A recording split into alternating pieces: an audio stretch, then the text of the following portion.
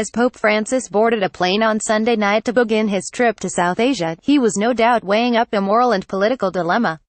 On his first visit to Burma Myanmar, the quandary that has the world guessing is whether he will choose to use the term Rohingya to identify the persecuted Muslim minority in Rakhine State. It's a loaded and politically charged term in the Buddhist-majority nation, so much so that the Pope's own cardinal has warned the Holy See from using it as it could stall the efforts of reconciliation before they have even begun. Pope Francis waves as he boards a plane for his pastoral visit to Myanmar and Bangladesh at Fiumicino International Airport in Rome, Italy, on November 26, 2017. Source Reuters. Ramo Kasiliad is a very contested term, and the military and government and the public would not like him to express it, Cardinal Charles Mongbo of Burma told Catholic news website Crux in an interview in which he himself avoided using the word. If he doesn't use it, the international community will say something, Bo acknowledged. If he does use it, then it could be very bad for the military, the government and the Buddhist community. More than 620,000 Rohingya refugees have fled across the border to Bangladesh since August 25, when a new outbreak of fighting began between Burma's military and armed militants in Rakhine State. The United Nations has called the clearing operations a textbook example of ethnic cleansing and accused the military of massacres, systematic gang rape of Rohingya women, and burning of villages. Burma's government has repeatedly denied the allegations, blaming the destruction on militant insurgency.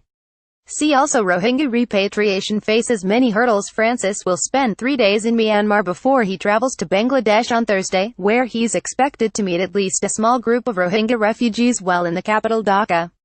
The last pope to visit Bangladesh was Pope John Paul II in 1986.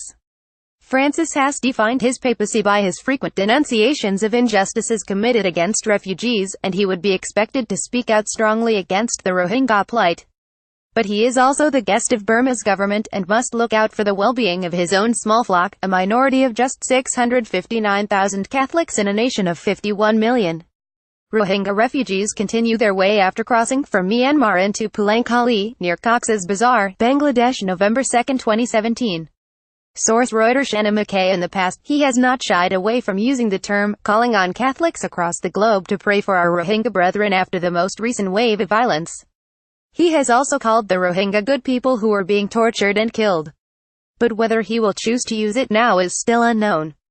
Vatican spokesman Greg Burke said in a briefing last week that Rohingya was not a prohibited word, but we'll see together whether Francis decides to use it.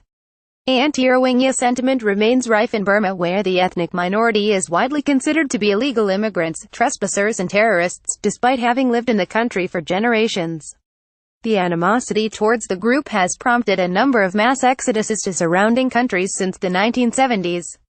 See also United States says it is clear that Rohingya crisis is ethnic cleansing. When Burma became independent from British rule in 1948, the Rohingya were able to participate in the political life of the country, obtaining statehood status for Rakhine in 1974. But in a wave of violence against illegal immigration, the first mass exodus to Bangladesh was triggered in 1977. Many Rohingya returned home a year later, but in 1982 the military regime stripped them of their citizenship rights and ethnic minority status. In 1994, it began refusing to issue birth certificates to babies born of Rohingya parents. People gather outside the residence of Cardinal Charles Mongbo, Archbishop of Yangon, where Pope Francis will be staying during his visit in Yangon, Burma, on November 27, 2017. Source Reuters. Jorge Silva. Even 2 decades later, after the military government finally allowed elections and long-term political prisoner and opposition leader Aung San Suu Kyi became the country's de facto leader, the Rohingya were excluded from the country's census in 2014.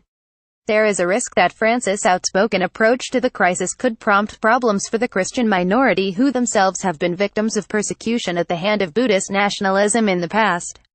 Forced labor, forced conversion to Buddhism and a ban on the import of Bibles occurred under military rule in Rakhine State, where 90% of the residents are Christians. The Pope risks either compromising his moral authority or putting in danger the Christians of that country, the Rev. Thomas Rice, a commissioner of the United States Commission on International Religious Freedom, wrote last week in the Religion News Service. See also He stuck a knife into my side. Burmese army accused of gang raping women and girls. The Rev.